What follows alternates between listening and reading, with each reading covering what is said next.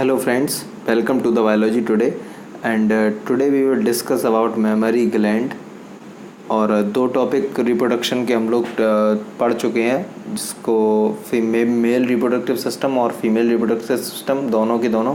और next topic जो है हमारा मेमोरी ग्लैंड, तो आज हम लोग इसको भी ख़त्म करते हैं। बहुत ही छोटा सा टॉपिक है, इसको बहुत ही आसानी तरीके से पॉइंट वाइज अगर पढ़ेंगे तो कंप्लीट कर सकते हैं। और स्टार्ट करते हैं हम लोग अपना लेक्चर बिना किसी टाइम वेस्ट के। तो a functional mammary gland is characteristic of all female mammals. जो मेमोरी ग्लैंड होता है वो जितनी भी फीमेल्स होती हैं, ठीक है, उन सभी के अंदर प्रेजेंट होते हैं मेमोरी ग्लैंड्स, ठीक है। मैमल्स जितने भी होते हैं उन सभी के अंदर फीमेल मैमल्स, ठीक है।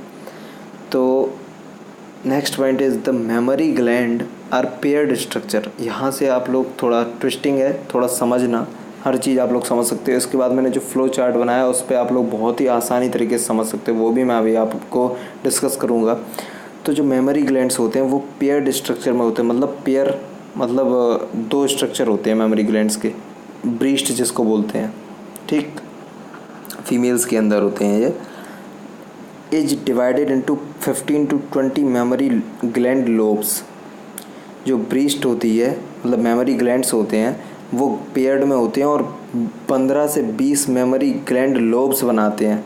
15 से 20 मेमोरी जो लोब्स होते हैं ग्लैंड के, उसी मेमोरी ग्लैंड के वो लोब्स डिवाइडेड होते हैं 15 से 20 उसी के अंदर, ठीक है, 15 to 20, जिसके अंदर cluster of cells, cluster of cells को हम लोग हिंदी में बोलेंगे मतलब सेल्स का एक गुच्छा, ठीक है, कोशिकाओं का एक गुच्छा, cluster of cells in the cavity of alveoli.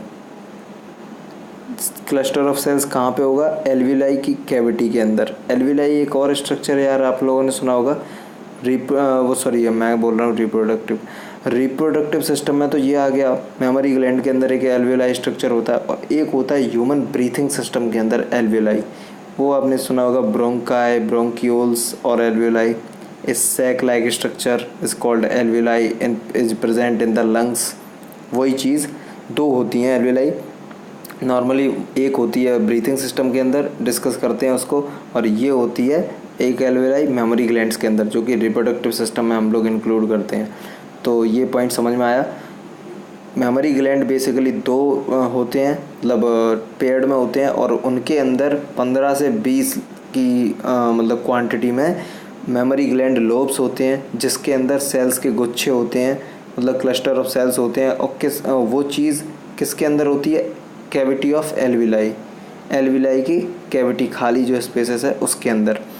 Now the cells of alveoli secrete milk. जो एल्विलाई के अंदर जो सेल्स होती हैं वो मिल्क को सीक्रेट करती हैं, दूध को, ठीक है, which is stored in the alveoli, जो कि जाके जो मिल्क है जो सीक्रेट हुआ है वो जाके सीधा का सीधा एल्विलाई में स्टोर हो जाता है। जो मिल्क होता है वो सीक्रेट कौन करता है? Cells of alveoli. और जो मिल्क जो सीक्रेशन हुआ है जिस मिल्क का, वो जो आके स्टोर्ड कहाँ होता है? एल्विलाई में, ठीक। The alveoli opens into the mammary tubules. जो एल्विलाई है वो जाके सीधा का सीधा मेमोरी ट्यूब्यूल्स करके जो ट्यूब्स होते हैं उनमें जाके ओपन्स होता है। और जो ट्यूब्यूल्स होते हैं mammary tubules, each lobe join to form a wider mammary ampulla.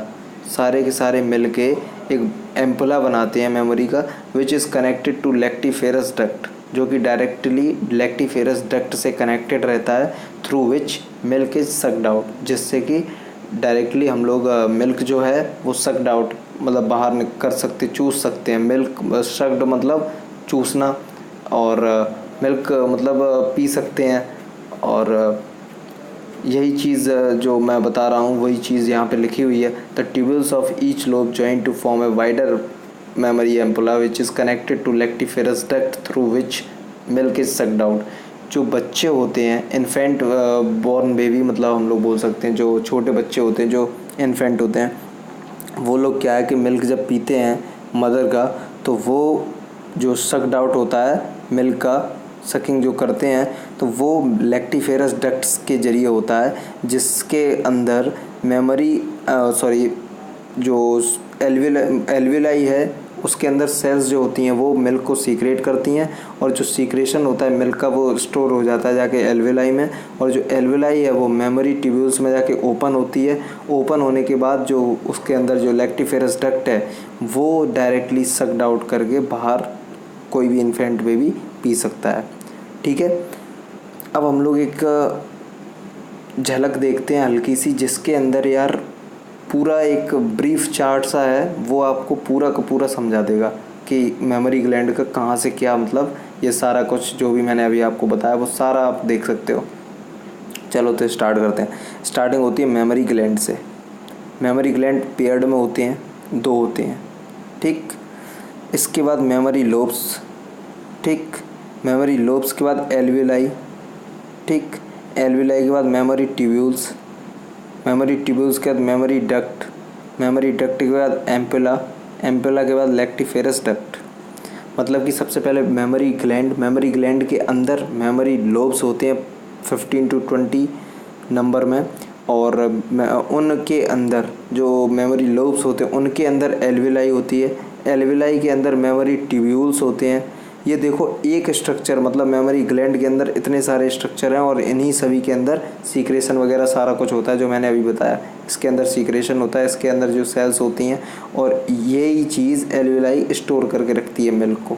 ठीक है, सीक्रेशन भी इससे, मतलब सीक्रेशन एस से डिनोट कर रहा हूँ, और स्टोरिंग भी इसी से, एस से यहाँ पे भी डिनोट कर रहा हूँ, एल्विलाई से। और एल्विलाई के अंदर होते हैं मेमोरी ट्यूब्यूल्स। मेमोरी ट्यूब्यूल्स के अंदर होते हैं मेमोरी डक्ट्स। मेमोरी डक्ट्स के अंदर होती है एम्पुला, और एम्पुला के अंदर होता है लैक्टिफेरस डक्ट, जो कि बाहर निकला हुआ होता है, जिसको हम लोग निपल भी बोलते हैं।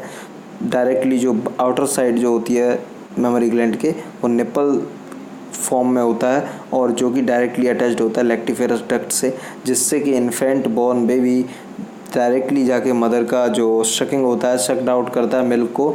और यही पूरी प्रोसेस है मेमोरी ग्लैंड्स की, और बहुत ही आसान टॉपिक है, थोड़ा सा है, जिसको एनसीईआरटी में भी बहुत ही थोड़ा सा टॉपिक दिया गया है, लेकिन है ये बहुत ही lengthy.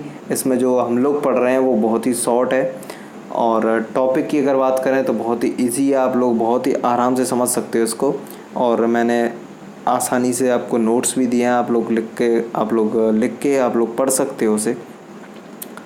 So thank you friends, and subscribe my channel or like the videos, hit the bell icon for more updates. Now thank you once again.